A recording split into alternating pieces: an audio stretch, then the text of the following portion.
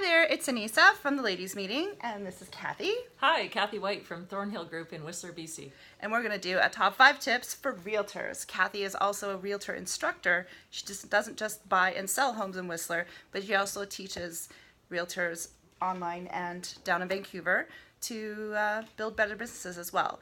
I have the ladies meeting, which is the last Tuesday of every month. We meet at the Sylvia Hotel, and if you want to find out more about that, it's at theladiesmeeting.com. And if you want to find Kathy, yeah, you can go to our website for my business model. It's called lifestylelocator.ca. Happy to help you with real estate inquiries for the Whistler region and right throughout the Sea to Sky corridor in beautiful British Columbia. Awesome. So over the years, I have coached a lot of different types of businesses on social media, and each one has a little bit of specialty depending on where they are or what their customers use for different types of social media, between Facebook or Instagram or Twitter. Or so, for example, I do our Twitter here in Whistler for transit, and we very much use Twitter to communicate really up-to-date, important information. What do real estate agents find to be the most For realtors in British Columbia, it's kind of a way of face-to-face marketing, but also online marketing to engage with an audience, to tell them about the communities that we work in, about the properties that we're selling and helping people to buy. And then I find Twitter, Facebook, also our proprietary website for the company is Thornhill Group Whistler.ca. And you can go there and take a look at listings. People are on Realtor.ca, and also I find that those kind of marketing websites are a great way to connect. But social media, certainly for up-to-date news, is actually going to social media accounts like Twitter, Facebook, and Instagram even is used fairly often. So generally. Okay, so we've got top 5 tips that we're going to give you. So number 1, Kathy, what was the first thing that you could talk about? So one, getting into real estate, and I work with new licensees becoming realtors in BC, I encourage them to do an evolving business plan. Write it down. It can be a 1-page plan, it can be a 20-page plan. And monitor that plan and activate it, and then track results. The other advice would be to set up a financial pro forma for each year, and then plan ahead for 5 years, 10 years, and for when you eventually retire. You want to transfer your business to another qualified realtor and take on that business and keep it successful. And that's where having social media accounts, you can actually track your business, how it's growing. And I think that one really important part too is that if you are planning on selling your business, don't call it after your name necessarily.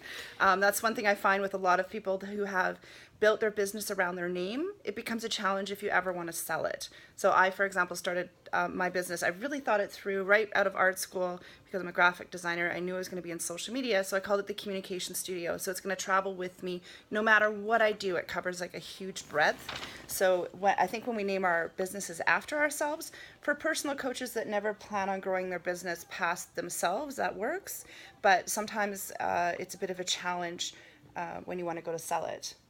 And that's also the reason why I chose lifestylelocator.ca, is because when I retire in the future, I'd like to pass that model on to someone to engage in their branding. And that was my next thing, was creating branded marketing materials and social engagement platforms and accounts that are generic to the business model as opposed to the individual person. Right. And using what I find still happens is when you're going to design your logo, you don't think about often, and if you don't hire a designer that is qualified, often those logos don't go across all platforms. And just looking into the future, logos used to just be designed for letterhead that would go across this huge space, but now they really need to fit into a circle or a square if you're on YouTube, things like that. So when you're building your brand, think about what your intention is for that brand, but also where do you think that will eventually end up. And part of our business model nowadays being so much online and using, getting very comfortable with social media, getting very comfortable with the platforms of Skype, FaceTime, Zoom, other forms of communications, GoToMeeting.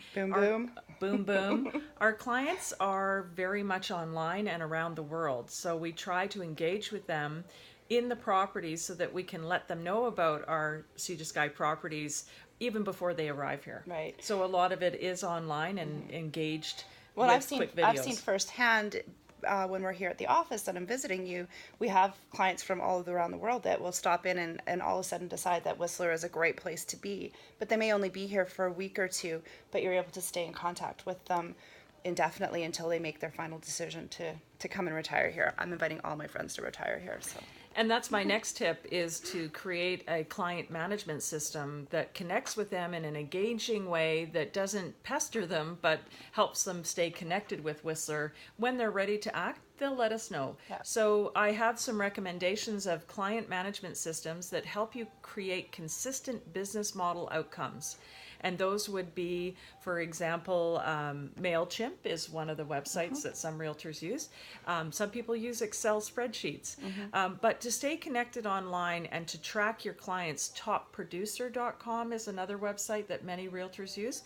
And I use personally realtyjuggler.com. Oh. And it's another program. Well, and I asked Kathy to mention some of these because quite often I know when social media first got up there, people really miss the point that building your mailing list for a business is your number one priority. And you should always have this circle of going around to maybe some of your, not maybe, but going around to your different social media items and making sure you're always getting them back to your homepage, always making sure you've got some sort of offer or something that you're sending out.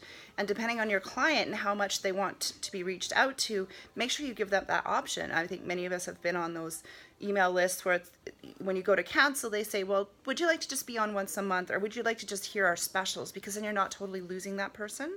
And so, for example, I've got some real estate that I'm looking for in Kamloops. It's a long-term goal, so I'm on a couple different mailing lists, and I like to look at them once a month, or I leave them, but I'm still keeping up. And so as a realtor, having that consistent reaching out to people, because you never know what people's story is, but staying in contact is really important.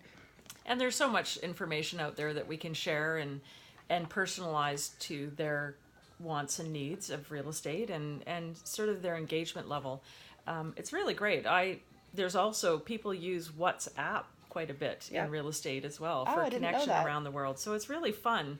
There's WeChat. I think for most people in Asia, they use WeChat a lot and things like that. So if I can summarize it for you, there goes my phone.